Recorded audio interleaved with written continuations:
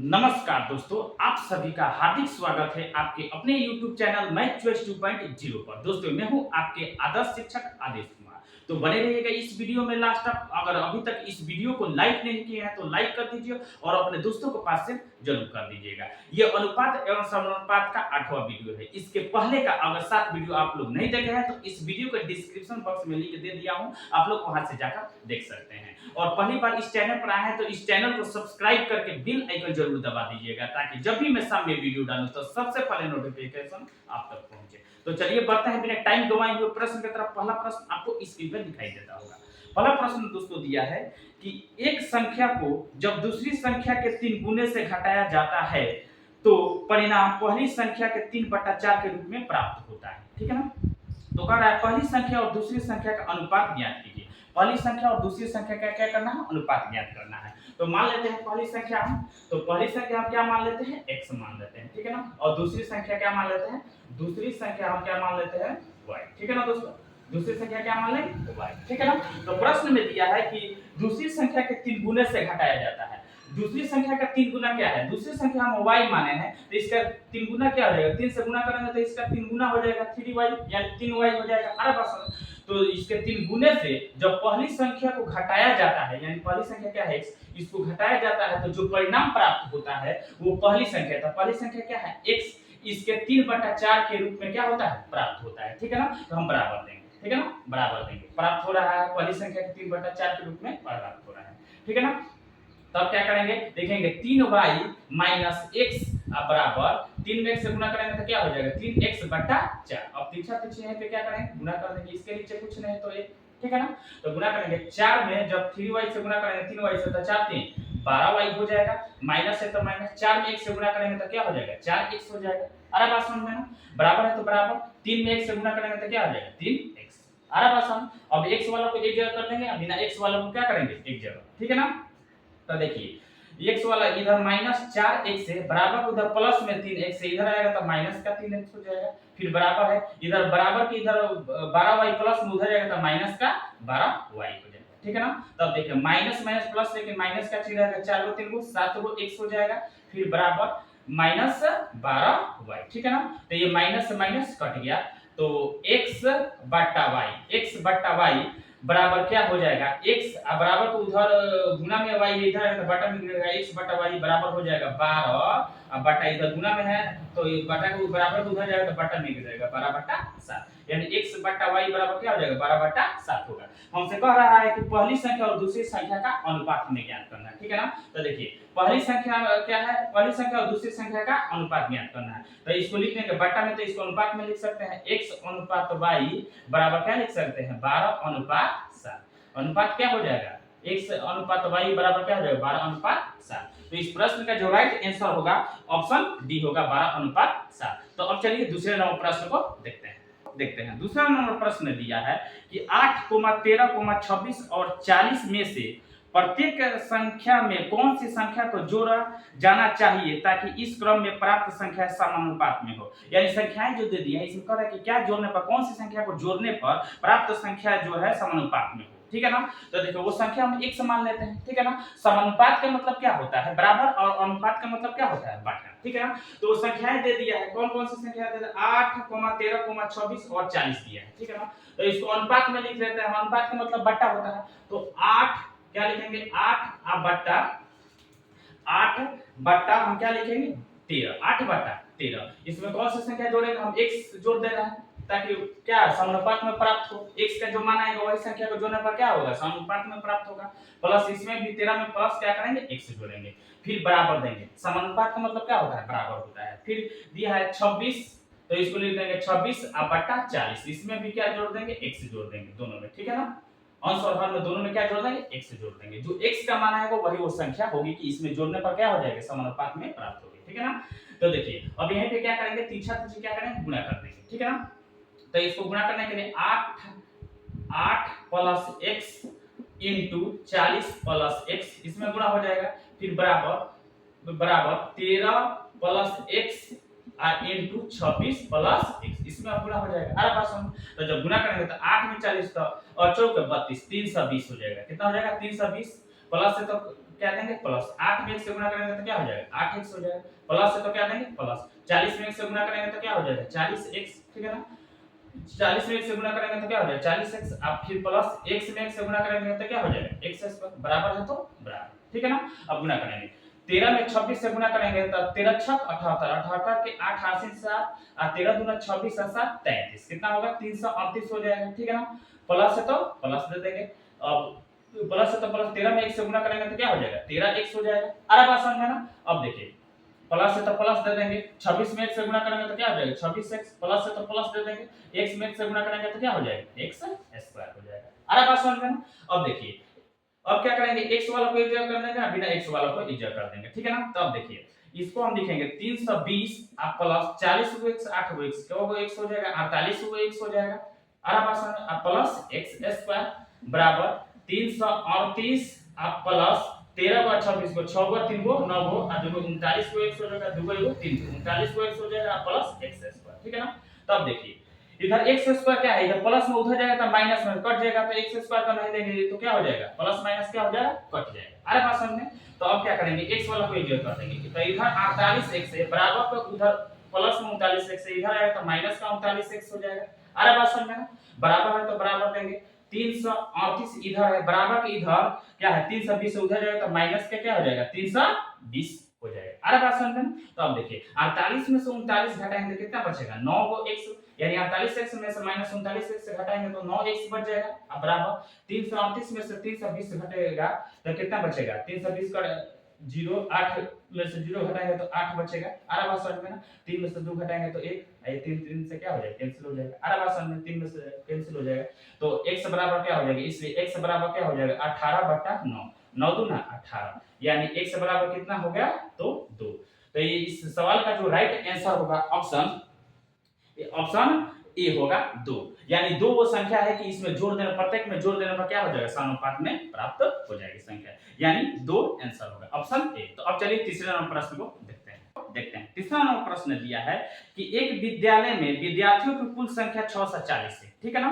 फिर जिनमें लड़कों की संख्या का लड़कियों की संख्या से अनुपात 5:3 है, ठीक है ना। यदि विद्यालय में और 30 लड़कियों का नामांकन किया जाता है तो विद्यालय में और कितने लड़कों का नामांकन होना चाहिए ताकि लड़कों की संख्या का लड़कियों की संख्या से अनुपात 14:9 हो जाए, ठीक है ना।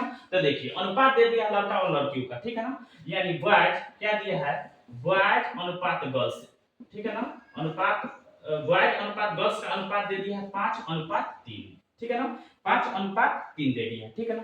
टोटल उस विद्यालय में विद्यार्थियों की संख्या 640 है, तो देखेंगे अनुपात में दोनों का कितना योग हो रहा है, तो 5 3 8, यानी अनुपात में इन दोनों का संख्या 8 है, जबकि रियल में कितना है 640। ये दोनों लड़का और लड़कियों की संख्या इसलिए इसको कर दिए आपस में बराबर, तो अनुपात 1 का मान निकाल लेंगे, तो 640 में 8 से भाग लगेगा तो 8 के मान 8 8 है 64 1 0, यानी 80 होगा। अनुपात 1 का मान कितना होगा 80 होगा। तो हम जानेंगे पहले कि उस विद्यालय में लड़कियां कितना है और लड़के कितना है। तो अनुपात 1 का मान 80 आया है, तो अनुपात 3 से गुणा करेंगे तो लड़कियों की संख्या निकल जाएगा, तो अनुपात 3 से गुणा करेंगे 80 में, तो 80 गुणे 3 यानी कितना हो जाएगा 240 हो जाएगा, यानी उस विद्यालय में लड़कियां कितनी हैं 240। अनुपात 1 का मान 80 आया है, तो अनुपात 5 का मान कितना होगा, तो 5 में 80 से गुणा करेंगे तो कितना हो जाएगा 80 5 400, यानी उस विद्यालय में लड़के 400 है और लड़कियां कितनी हैं 240 है, ठीक है ना। तो हमसे प्रश्न में क्या दिया है, तो देखिए 30 लड़कियों का नामांकन किया जाता है तो विद्यालय में और कितने लड़कों का नामांकन होना चाहिए। 30 लड़कियों का नामांकन किया जाता है तो अनुपात का मतलब बट्टा होता है, तो इसको बट्टा में हम लिख लेंगे 400/240, ठीक है ना। इसमें कह रहा है कि 30 लड़कियों का नामांकन किया जाता है, तो 30 इसमें जोड़ देंगे, 30 लड़की आ रही है नामांकन नया लड़की, तो 30 इसमें जोड़ देंगे। अगर लड़कों को कितना, अब प्रश्न में दिया है कि तो विद्यालय में कितने लड़कों का नामांकन होना चाहिए, तो प्लस हम क्या करें x लड़कों का नामांकन होना चाहिए ताकि अनुपात कितना हो जाए 14:9 हो जाए, तो 14/9 अनुपात का मतलब बट्टा होता है, ये क्या हो जाएगा बराबर हो जाएगा, ठीक है ना। तो अब क्या करेंगे इसको, तो लिखेंगे 400 प्लस x/240 और 30 जोड़ेंगे तो कितना हो जाएगा 270 बराबर 14/9, अनुपात का मतलब बट्टा होता है इसलिए इसको लिख दिया 14/9, ठीक है ना। इसको काटेंगे 9 1 में 9 9 3 27 इधर 30 हो गया, ठीक है ना। अब पीछा पीछे गुणा होगा तो 400 प्लस 1 में 1 से गुणा होगा तो क्या हो जाएगा 400 प्लस 1 होगा। 400 में 1 से गुणा 1 से गुणा होगा तो 400 प्लस है तो प्लस 1 में 1 से गुणा होगा तो x बराबर है तो क्या देंगे बराबर, ठीक है ना। अब 30 में 14 से गुणा करेंगे तो 14 3 42 कितना होगा 420 होगा, ठीक है ना 420 होगा। तो अब क्या करेंगे x बराबर लिखेंगे 420 बराबर इधर प्लस में 400 उधर जाएगा तो माइनस का 400 हो जाएगा। तो x बराबर क्या हो जाएगा 420 में से 400 घटाएंगे तो कितना हो जाएगा 20। कितना x के स्थान पर कितना x विद्यालय में और कितने लड़कों का नामांकन हो चाहिए तो x का मान आया है 20 तो 20 लड़कों का नामांकन होना चाहिए। x बराबर क्या आया 20। तो इस प्रश्न का जो राइट आंसर होगा ऑप्शन सी होगा 20।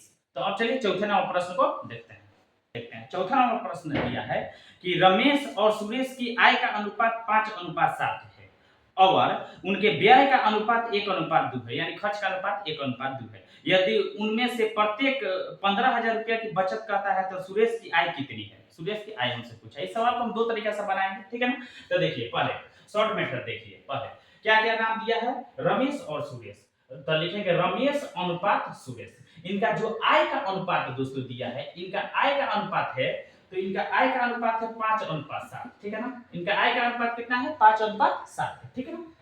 और व्यय व्यय यानी खर्च, व्यय का जो अनुपात है इन दोनों का व्यय का अनुपात है 1:2 है, 1:2 है। अब प्रश्न में कहेगा प्रत्येक का बचत कितना है तो 15,000 रुपया है।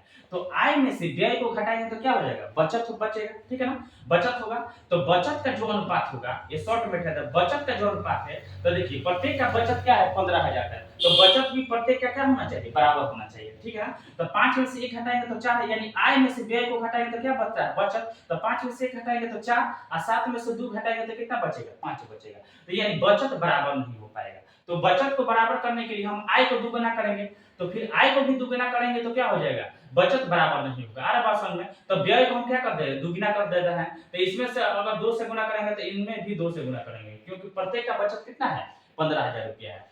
तो जब व्यय को जब दुगुना करेंगे तो दुगुने के 4:2 हो जाएगा, यानी व्यय कितना होगा हम क्या कर सकते दुगुना कर सकते। आय हमेशा क्या होता है खर्च से ज्यादा होता है, ठीक है ना। तो ज्यादा है 2 से 5 भी ज्यादा है, 4 से 7 भी क्या है ज्यादा है। तो अब घटाएंगे तो बचत क्या हो जाएगा बराबर हो जाएगा। 5 में से 2 घटेगा तो कितना बचेगा 3:7 में से 4 घटेगा 3, यानी इन दोनों का बचत क्या हुआ बराबर हो गया, ठीक है ना। तो इन दोनों का बचत क्या है अनुपात में 3 है, ठीक है ना, जबकि रियल में इन दोनों का बचत कितना है 15,000 रुपया है। प्रत्येक का बचत कितना है 15,000 रुपया है, ठीक है ना। तो ये क्या हुआ दोनों बचत हुआ इसलिए इसको कर दिए आपस में बराबर, ठीक है ना। तो अनुपात 1 का मान कितना होगा तो अनुपात 1 का मान निकालेंगे तो 15,000 में 3 से भाग लगाएंगे तो 3 1 में 3 और 3 5 15 यानी 3 0 यानी 5,000 होगा। कितना अनुपात 1 का मान कितना होगा तो 5,000 होगा। हमसे क्या पूछा है कह रहा है तो सुरेश की आय कितनी है, ठीक है ना। सुरेश का आय हमसे पूछा है, सुरेश की आय कितनी है तो 7:7 है, ठीक है ना। जबकि अनुपात 1 का मान आया है 5,000 तो 5,000 से गुणा कर देंगे तो सुरेश की आय निकल जाएगी। तो 7 5 35 और 3 0, यानी सुरेश का जो आय होगा वो कितना होगा 35,000 रुपया होगा। कितना हजार रुपया होगा 35,000 रुपया होगा। अब ये क्या था ये शॉर्ट मेथड था, ठीक है ना। इसको अब दूसरे विधि से अब देखते हैं। देखिए दूसरा विधि से जब बनाएंगे इसको तो हम क्या लिखेंगे, देखिए सुरेश क्या लिखेंगे हम, देखिए क्या क्या दिया है रमेश और सुरेश, क्या तो लिखेंगे रमेश अनुपात सुरेश। इन दोनों का जो आय का अनुपात है 5:7 है, ठीक है ना 5:7 है इन दोनों का आय का अनुपात, ठीक है ना। तो इसमें हम x हटा देंगे क्योंकि अनुपात का मतलब बट्टा होता है, x से x क्या हो जाएगा कट जाएगा, ठीक है ना। प्रत्येक कितना का बचत कर रहा है 15,000 का बचत, तो इसको बट्टा में लिखेंगे 5x बट्टा 7x, ठीक है ना। ये दोनों का बचत 15,000 रुपया है। तो आय में से बचत को जब घटाएंगे तो क्या निकलेगा व्यय निकलेगा यानी खर्च निकलेगा। फिर आय में से बचत को 15 प्रत्येक का बचत कर रहा है तो 15,000 घटा देंगे तो क्या निकल जाएगा खर्च निकल जाएगा यानी व्यय निकल जाएगा। जबकि व्यय का अनुपात कितना दिया है तो व्यय का अनुपात दिया है 1:2 यानी 1/2। अनुपात में तो बट्टा है तो बराबर में लिख देंगे 1/2। आ रहा बात समझ में। अब देखिए अब पीछे पीछे गुणा करेंगे 5x में 5 दूना 10x हो जाएगा। अरे बात समझ माइनस है तो माइनस 15,000 में 2 से गुणा करेंगे 15 दूना 30 30,000 हो जाएगा। कितना हो जाएगा 30,000 बराबर है तो बराबर देंगे। अब देखिए दूसरा विधि है 7x में 1 से गुणा करेंगे तो 7x हो जाएगा, माइनस है तो माइनस 15,000 में 1 से गुणा करेंगे तो कितना हो जाएगा 15,000, ठीक है ना। तो अब देखिए x वाला को इधर कर देंगे तो 10x बराबर उधर 7x इधर आएगा तो माइनस का 7x हो जाएगा। अरे बात समझ में। फिर बराबर माइनस में उधर 15,000 है, कितना है 15,000 है, ठीक है ना। अब बराबर कितना माइनस 30,000, उधर जाएगा तो क्या हो जाएगा प्लस का 30,000 हो जाएगा, प्लस का 30,000 हो जाएगा, ठीक है ना। तब 10 में से 7 घटेगा तो कितना बचेगा, 10 में से 7 घटेगा तो 3x बचेगा, अब बराबर माइनस प्लस माइनस, ठीक है ना, घटेगा लेकिन जिसका संख्या ज्यादा होता है उसी का चिन्ह लिखेंगे, प्लस वाला की संख्या ज्यादा तो प्लस ही में लिखेंगे। 30,000 में से 15,000 घटाएंगे तो कितना बचेगा, तो 15,000 बचेगा, कितना बचेगा 15,000 बचेगा। तो इसलिए x बराबर हो जाएगा 15,000 बटा 3, काटेंगे तो 3 5 15 और 3 0, ठीक है ना 5,000, यानी ये x बराबर कितना हो जाएगा 5,000, ठीक है ना। x का मान आया 5,000, ठीक है ना। तो हमसे पूछा है क्या, प्रश्न में पूछा है लास्ट में कि सुरेश की आय कितनी है। तो देखिए सुरेश की आय जो है अनुपात में 7x है, ठीक है ना। अनुपात में क्या है, सुरेश का आय पूछा है हमसे, सुरेश की आय कितनी है, तो सुरेश की आय अनुपात में 7x है, ठीक है ना। जबकि x का मान आया है कितना, तो x का मान है 5,000, तो 7 गुणे 5,000 से क्या करेंगे गुणा कर देंगे तो आ जाएगा सुरेश का आय, तो 7 5 35, कितना हो जाएगा, तो 35,000, कितना हो जाएगा 7 5 35, तो सुरेश का जो आय होगा 35,000 रुपया होगा। यानी ऑप्शन सवाल का जो राइट आंसर होगा ऑप्शन डी होगा 35,000। तो ऐसा ही वीडियो देखने के लिए धन्यवाद। मेरे चैनल को सब्सक्राइब और वीडियो को शेयर जरूर कीजिए।